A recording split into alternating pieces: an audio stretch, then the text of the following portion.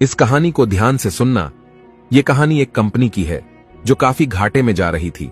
Company का मालिक और कर्मचारी इस बात से काफी परेशान थे क्योंकि कंपनी की ग्रोथ के साथ साथ उनकी ग्रोथ भी रुकी हुई थी। एक दिन उस कंपनी के मालिक ने कंपनी के गेट पर एक नोटिस लगाया जिस पर लिखा था, कल रात उस कर्मचारी की मौत हो गई जिसकी वजह से इस कंपनी की और आपकी ग्रोथ नहीं हो पा रही थी और शोक मनाने के लिए हम सभी 1 घंटे बाद ऑडिटोरियम में मिलेंगे।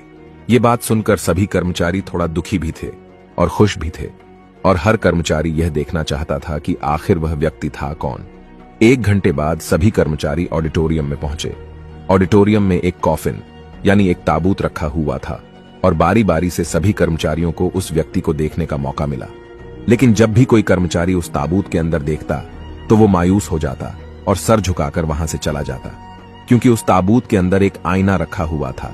जो कोई भी उसके अंदर देखता तो उसे अपना ही चेहरा नजर आता। उस ताबूत में खुद को देखकर कर्मचारी ये बात समझ गए कि कंपनी की ग्रोथ किसी और की नहीं बल्कि उन्हीं लोगों की वजह से कम हो रही है जो उस कंपनी में काम करते हैं।